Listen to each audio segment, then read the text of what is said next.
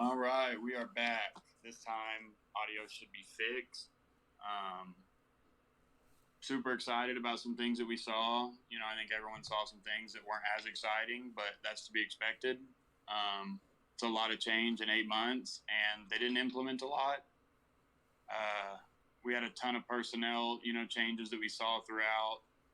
We're going to see more things, kind of going out. So we're going to going on throughout, the out of conference schedule and through the season. You're going to see things get more complex, and you're going to probably start to see more of a solid rotation. And they're kind of testing to see what guys they have, what they can do. So I think we're just going to kind of give quick thoughts. And as the season goes on, we'll kind of see how those things develop. But, it's the first game, and I kind of want to celebrate it a bit. It's a big deal. The guys went out and played really well. It wasn't perfect. It shouldn't have been. That's how this is going to work. But I think, the difference that I feel better about is last year you didn't see a ton of growth throughout the season. And even some years, 2019, 2020, we saw some, but not that you would expect, But with the young players that we have in this staff, I'm looking forward to how we improve with each game. How do they get in the film room now that they have this film and these coaches are able to pick at these things and really go into detail and, show why do we teach these things? Well, this is why, because this and this happens. And, that's something that they really haven't had, since they've implemented all this in real game situation with an opposing, team. And those aren't the best players. UTEP isn't the best team. I don't think that matters. You got to kind of see where this team was, physically and the size that they looked and how they looked. They had to get off the field a couple times. We know that. I think that's going to, come. But we also have to realize we didn't show much.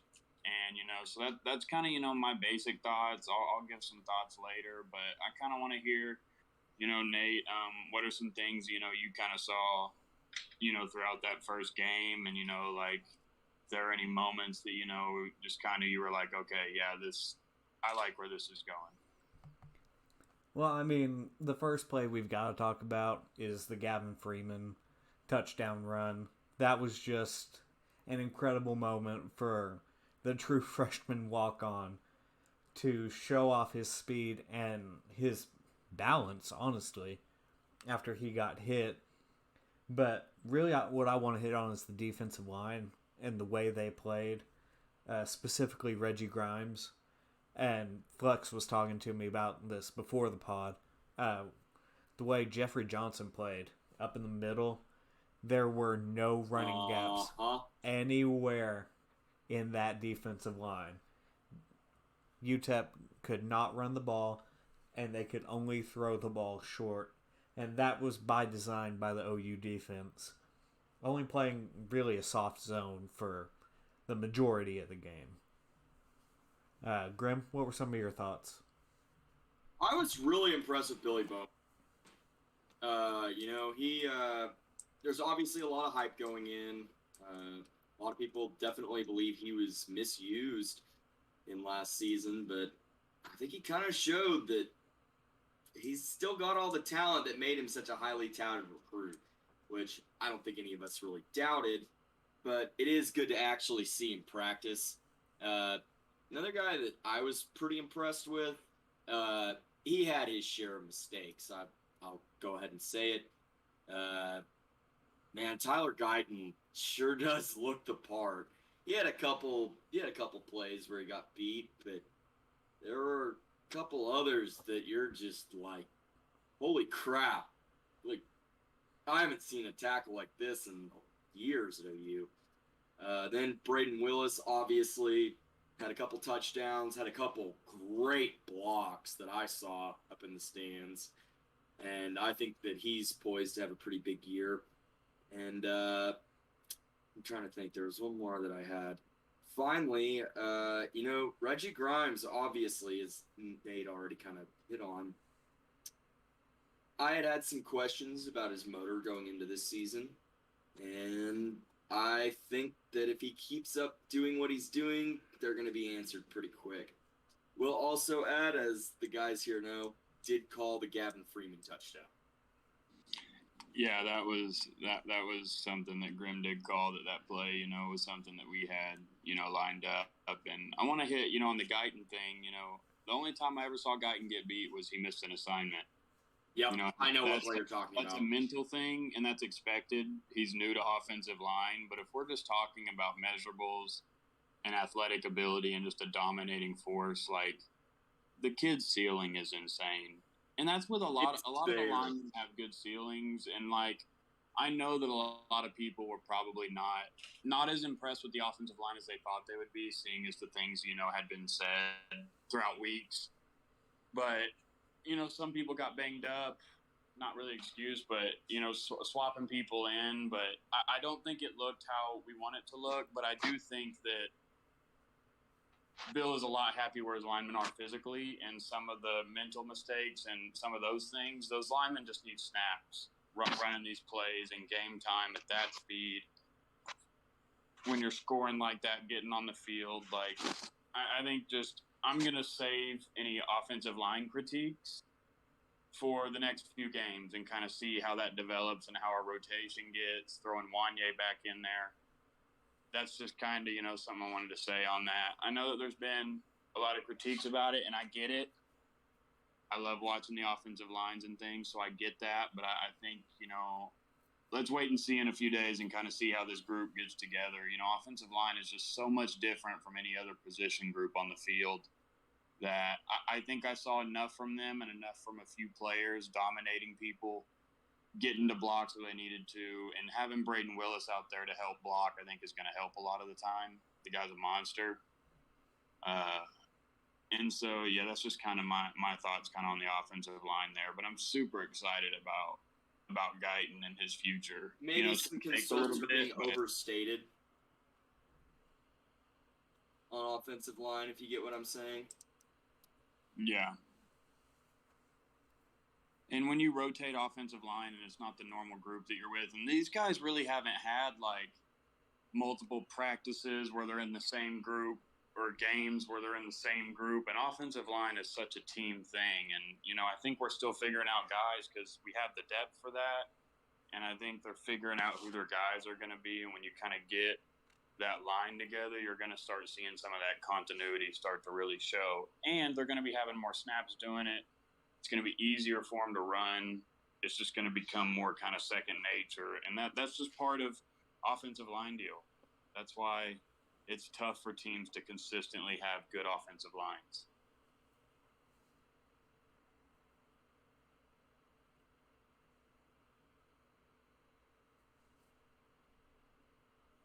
But I think we definitely saw enough. And the offense, you know, it looked good. I definitely know that those two, you know, that 3-and-out drive and that other short drive is not to anybody's likings. You know, you hate that time of possession that kind of happened in that stretch. But I think enough people have kind of hit on what went wrong there. I think everyone saw it with their eyes. I don't think that's really what we need to hit on here, you know. I mean, those kind of drives are going to happen, no matter the opponent. This is air raid. That happens in this offense. Yeah, it's just going to happen, and it's not going to look pretty. It's not fun. It definitely kind of takes wind out of the sails, and it definitely doesn't help that when you have those drives, the next immediate defensive drives are on the field for 7 minutes. That just, you can't do it. That's going to be things that they're going to hit in the film room, and I don't think we can really even critique that until we see later games, you know, go on and see if that's, you know, something that we see going on, you know, where we just might air it out 3 plays, and that is what it is. You know, that's kind of my 2 cents on it. Yeah, I'd be waiting until conference play to worry about anything like that. 100%, and especially on defense with how vanilla we were. You know, we ran 3 things basically,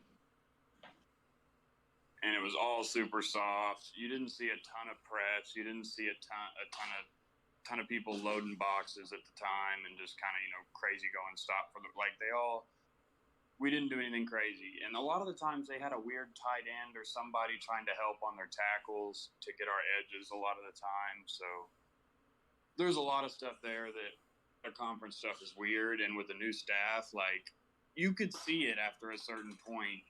They were just testing things testing people and testing personnel, seeing people's limits, what they can get out of people, and that's what you got to do to find out what you have on your roster.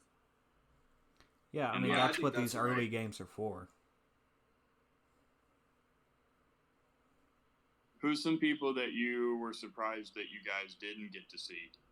You know, Jaden Gibson. I think that's the first one. When you've watched this style of offense historically, there are always your big basketball small forward types at wide receiver, and I'm really surprised he didn't get a few more reps. This offense at receiver, you can have some guys that are a little more raw if they can win the physical mismatches, and I'm kind of surprised we didn't see more of Gibson. Yeah, my guy was Justin Harrington. I mean, we didn't hardly see any of him. We saw mostly Deshaun White at that cheetah position. And I was really looking forward to seeing Harrington, but I guess it'll have to wait till next week when we play Kent State.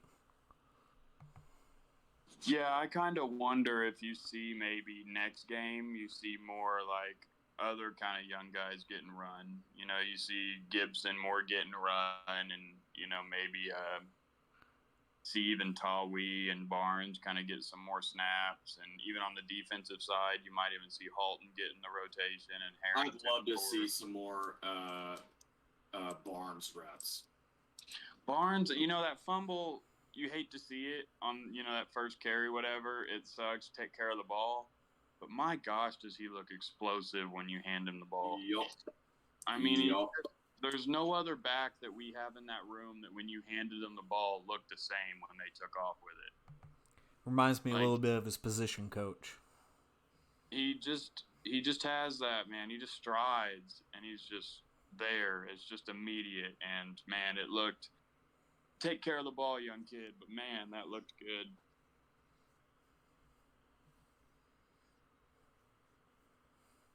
Flex, who was your player you were looking for?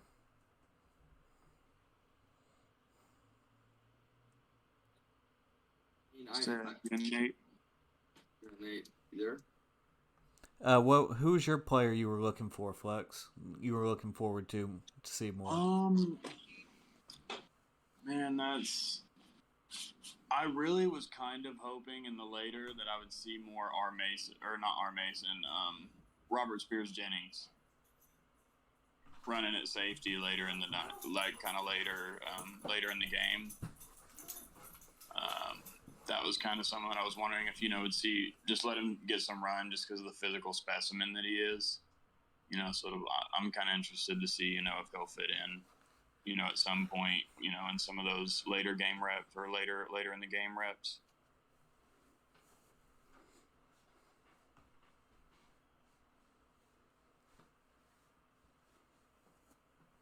Well, I think my thoughts there on Utep. The game, it's just very vanilla. There's a lot of thoughts that are going to be out there, but I think everyone kind of saw what we saw. There wasn't a ton of craziness, but I think a lot of us are going to be at Kent State. I'm ready to see the new lights. Ready to Unfortunately, will not be. You will not be. Yeah, one of the first home games I've missed in a long time. Got a wedding. I think me and Nate, man, whoever planned that wedding is disgraceful. I'm just going to let you know. Clearly not an OU fan. Clearly not a real college it was the girlfriend or fiance. Yeah, well, I scheduled my wedding for a bye week, so that's the commitment I have. Mine wouldn't even happen during season, but I digress. But yeah, so I think me and Nate will be at Kent State. Yeah, I'll be there. We'll be at Kent State. I'm ready to see the lights. See some of the productions and see some of those things. Kent State is not very good. We watch them. Yeah, Some of us are degenerates. We watch them. They're not very good. So, I think it'll be another one that it'll be kind of tough to see how good we are. But one thing that I'm looking forward to is one thing we didn't see different game plans very much for different teams and what those different teams do, and that's something that I think that we can finally see, how did we play UTEP and how are we going to play Kent State? and how does that kind of evolve? And if I see that, I'm going to be super excited about where this team's going to, go in the future. What do you think, Grim?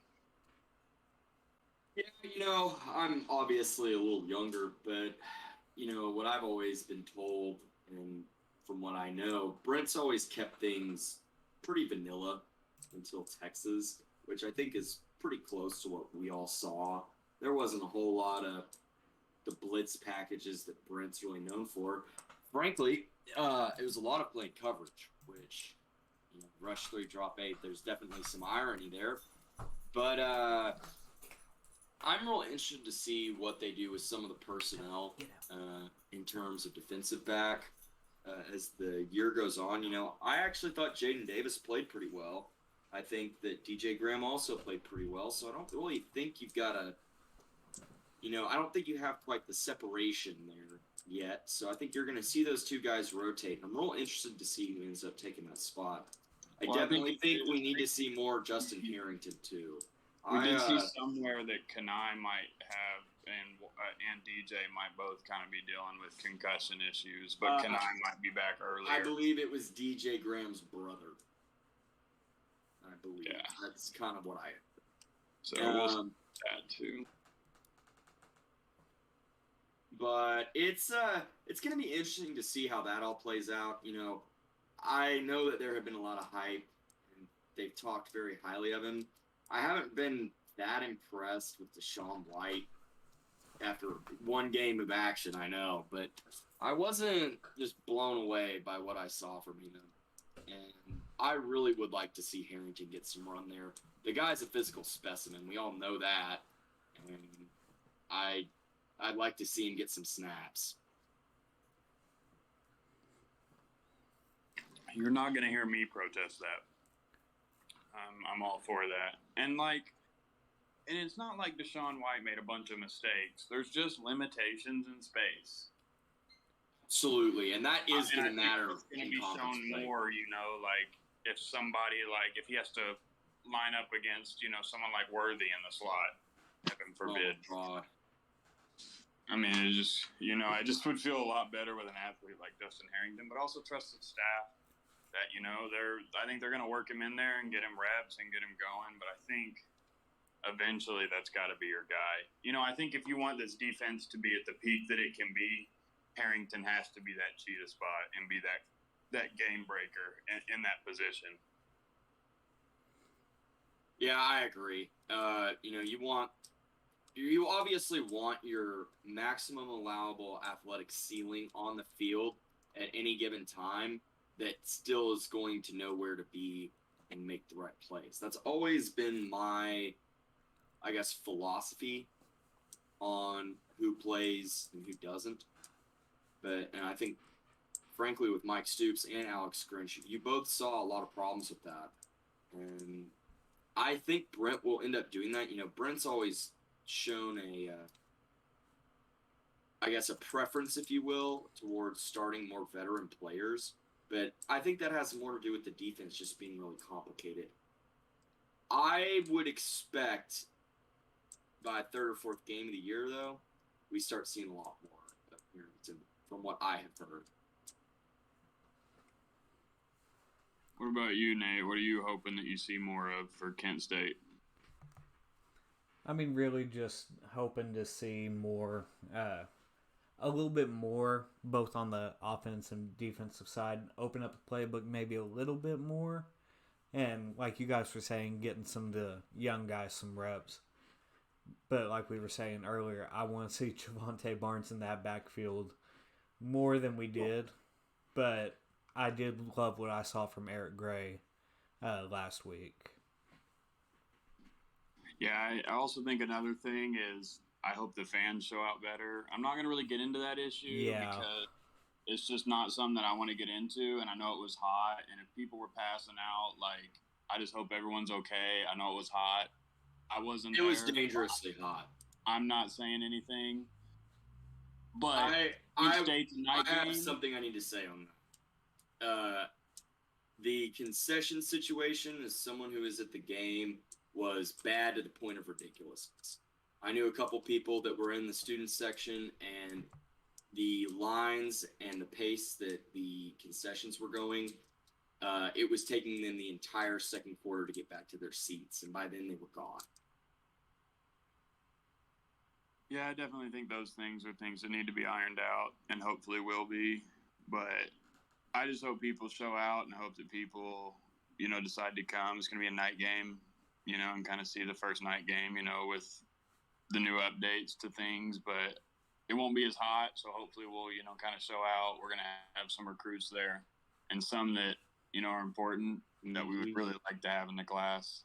And Bowen family. I just hope to see a good showing, and I hope that it's a night game. I know it's Kent State, but I want to see, a little bit of passion from the stands for a little bit. I get it. It's Kent State. It's not Alabama coming into town, but there's enough sickos out there that like college football as much as we do that are willing, to go to that game and show out, for Sooner Nation and for the players that have busted their butts, this whole off season. Yeah, I don't see myself leaving early from Kent State. I'm really excited to see this first game in person under BV.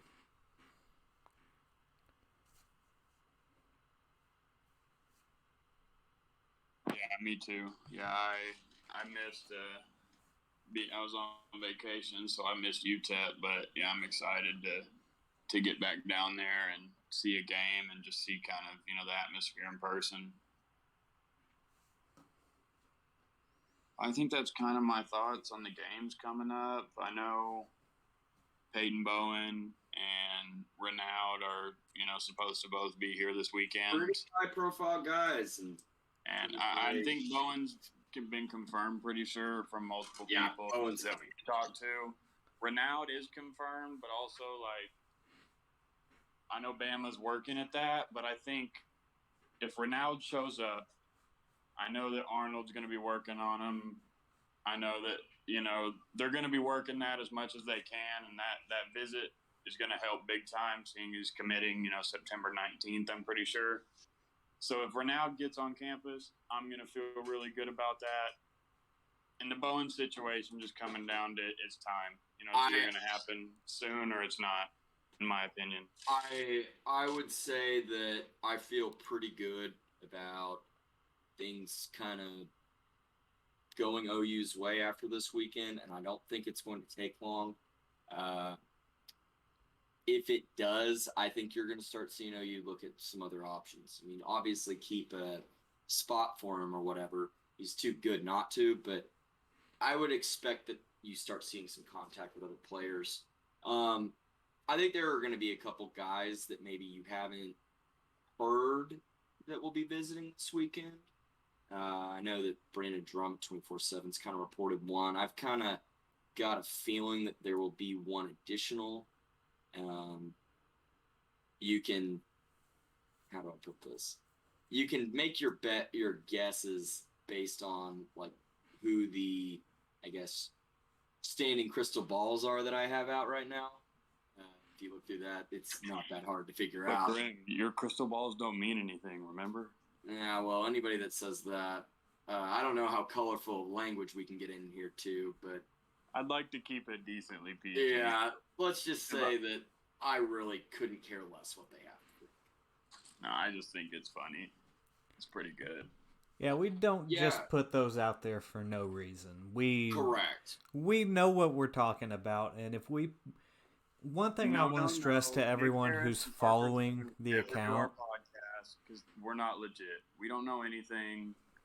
We're just ruled by a dog. So... One thing I want to stress about the Crystal Ball account, when we put those in, I made the rule from the very beginning that if a guest picker was going to put in a prediction, when that prediction goes in, it's locked. You can't change it to go to another team. You can't just pull it off. And we all know how that. I think me either. We didn't even keep recruiting him. We know how that situation, and I still have on my percentage, and that's going to stay there we don't get to switch picks. And also, I want people to know the Crystal Ball account isn't changing because we're doing the podcast. The podcast is just here because we want to do a podcast. It's going to be free. Nobody's paying for it.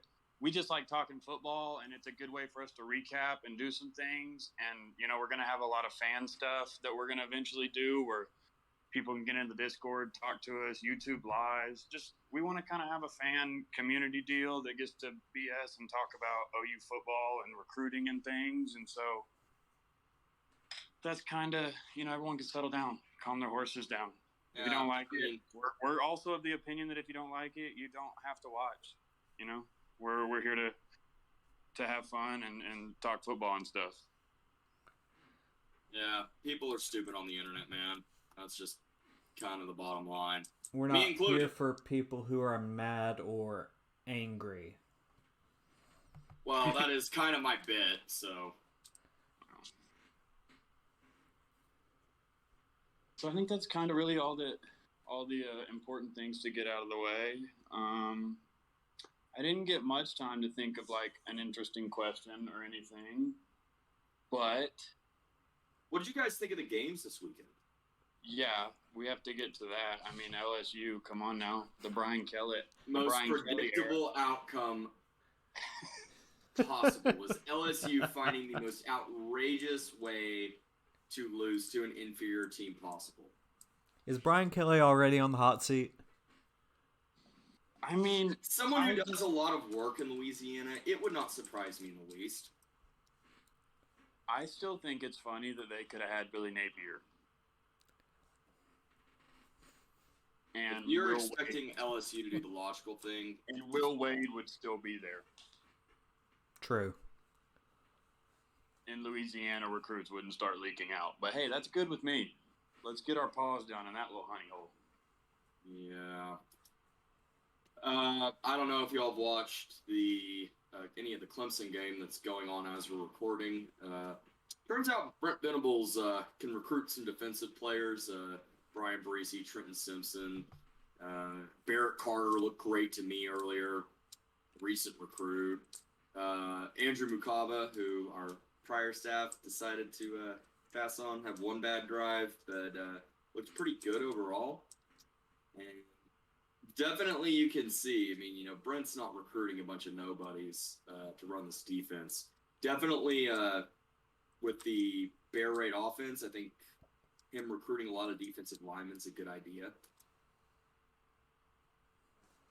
But yeah, I think the fruits of Brent's labor are showing to work pretty well for Clemson.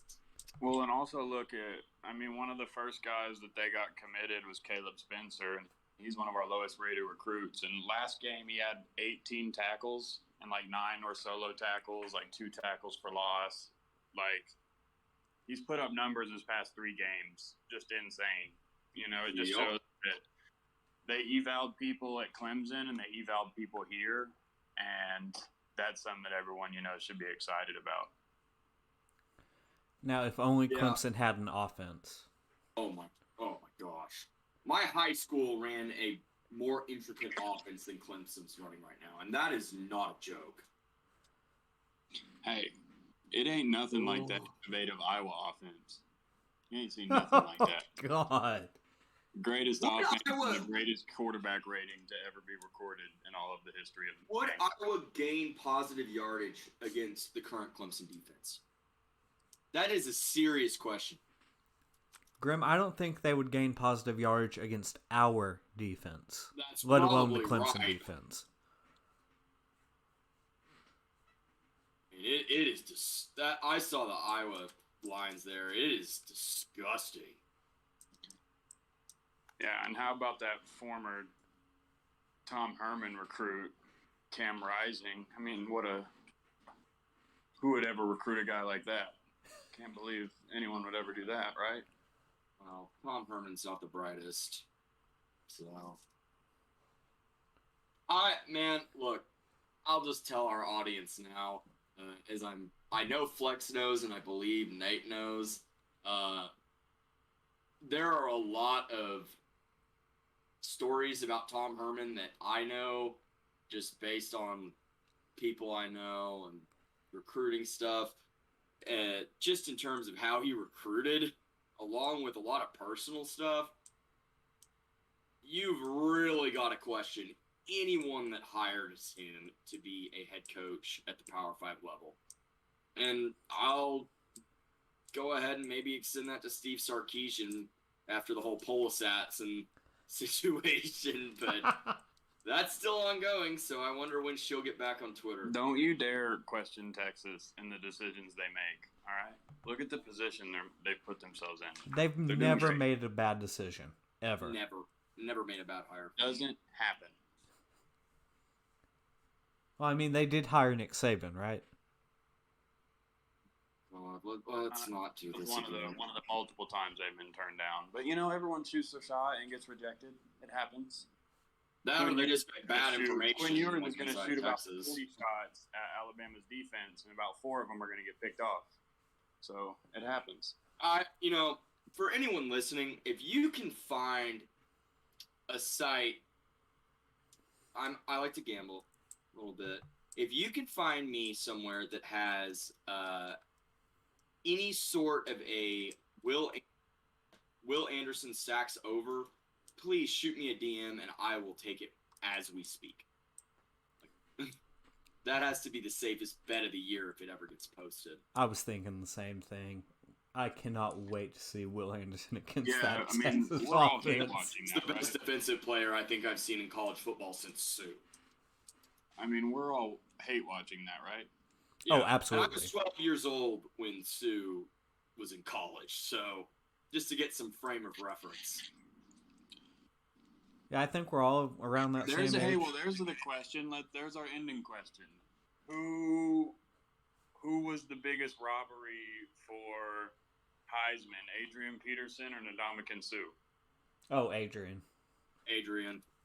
But Sue is closer than people will give him credit for. Oh, yeah. I don't know. I'm even an OU guy, and that Sue season was crazy. He drugged the number 80 ranked offense Nebraska to heights that they should have never gone. The argument that I've always made on it was Adrian would have won if not for his age. That is exactly right. Sue did not win because of his position, which, while also stupid, I can get that. The age thing is more ridiculous in my opinion. I mean, I get it, but also I get either argument. It should go to the best player in college football. Yes. And arguably, Nebraska needed Ndamukong Suh to do what they did more than OU needed Adrian Peterson. And that's not really a knock on Peterson, but also Peterson was the best player, that year, I think, hands down. So I think it's a tough question, but, it kind of just where do you, I think it always kind of edge goes to running back, especially in that time. Yeah. He's getting up, but that's kind of, it's an interesting one. I mean, right now my pick for Heisman is Will Anderson, and mine as well, Nate. I don't think it should be, but I don't think it. I mean, what's he got to do to get it? 20?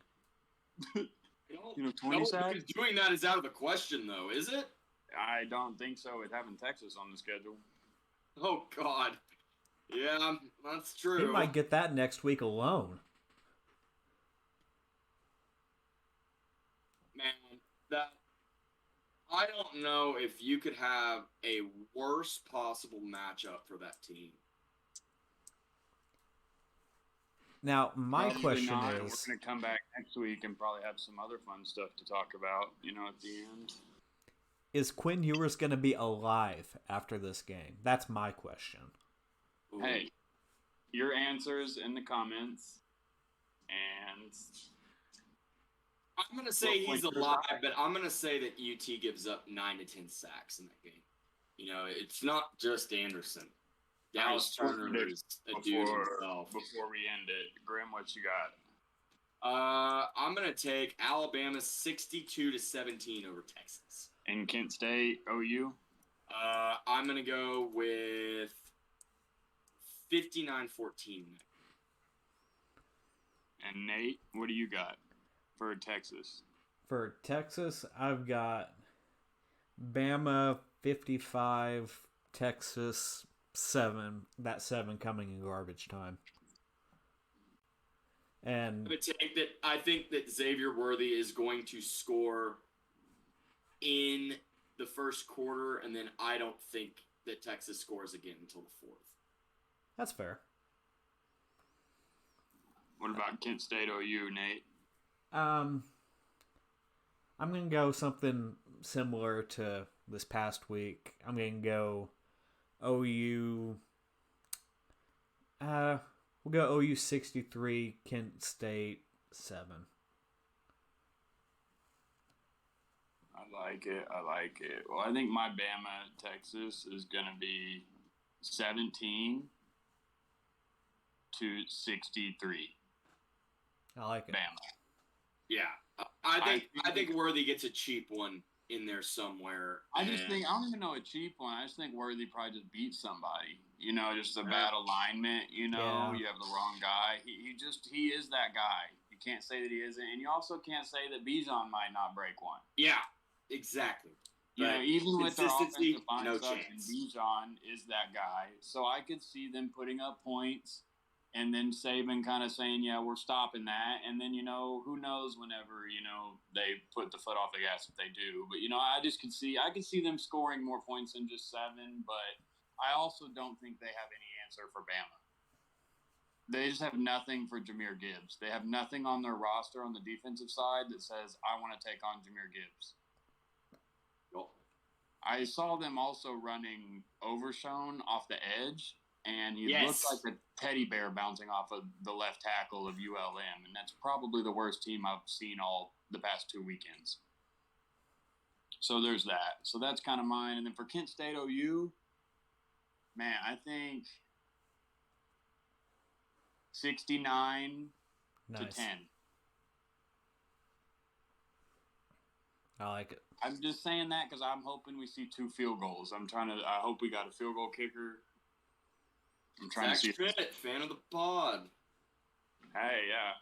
Hey, he's got a leg. He got a live leg. So I'm hoping to see some field goals and to see some new things. And I'm excited to be back next week. I appreciate y'all coming out. Appreciate the talk. And I think we'll be back next week. Yeah, sounds good. I've been a little scattered the last 2 weeks. Had a lot going on with work, among other things. But, next week should be good. I should have a lot of recruiting stuff next week. It kind of feels like we're coming to a head on a couple of these remaining targets we've got. And should have some kind of, I guess you would call it closure on Peyton Bowen after this weekend, if not shortly after.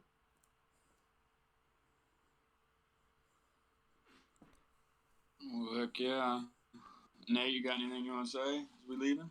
Y'all got a food take for me? Oh, God, here we go again. I thought we was going to get past it. Man, I don't know. What's your favorite condiment? The worst, or what's the worst? Oh God! Oh, the worst. You can't stand. Oh God. Is sauerkraut a condiment? No, but that's not a terrible take, honestly. That's not a terrible take. Okay, my terrible take will be I don't hardly ever use condiments on anything. That actually might not even be a bad take either. That might not be horrible in a lot of situations. A pretty good take. Like, I don't put anything on my hot dogs, nothing on my burger, nothing like that. Man, so you just like raw burger it? Well, I get some cheese on there, but other than that. That's more of an insane take. Yeah, that is pretty crazy. I mean, I stand by it. Trash. I think mayonnaise is trash. Oh, mayonnaise is terrible. Okay, it's mid. It's not terrible. No, it's terrible. I mean, Miracle Whip is trash. Normal mayonnaise is like okay. and mayonnaise is right. okay. Miracle Whip is gross. mayonnaise is all right as a binder, and like if you mix it in with other stuff, but like I just don't want plain mayonnaise on something, man. Just can't do it. Well, there it is. We appreciate it, and we'll see you next time, Sooner Nation. See y'all next time.